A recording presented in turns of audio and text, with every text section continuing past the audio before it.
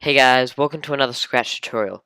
This is part 1 of making a maze game, and I'll be showing you how to put movement and collisions into your maze game. So first up, all you'll need is your cat, or whatever player you want, and your maze, and if you want to generate a maze like I did, you can just do it on the link that's in the description.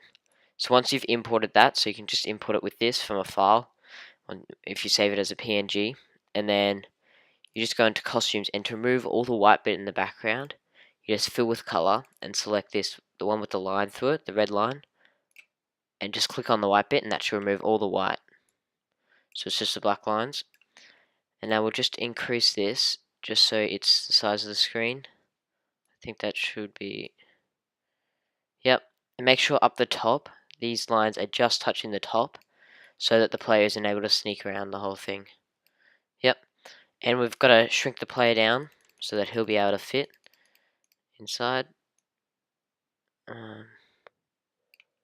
He might be a little bit too big there. I'll just do one more. A bit tiny there. Yeah, so at the start of the game, we're going to want him to go to the top. So if you just move him to the top, then this should save where he is at the moment. So go to.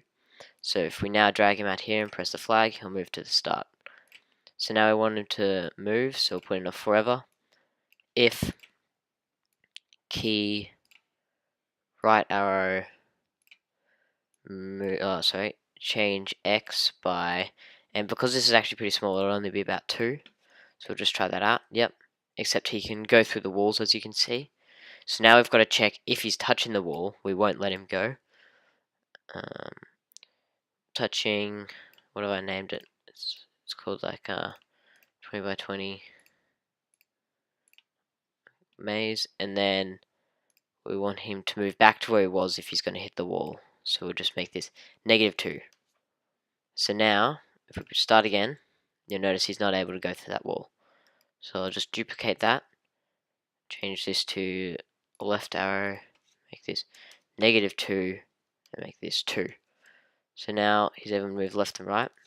So we just got to do the same for up and down. So I'll just duplicate this and change X to Y, and just change this one to Y as well. So if we press the up arrow, he'll move by 2, but if there's a wall, he won't. And we'll duplicate this and just swap these around. -2, 2, make that down arrow. And now, if we press the green flag, he should be able to go through the maze. Thanks for watching. If you had any troubles or suggestions, feel free to leave a comment, and I'll see you guys in the next video.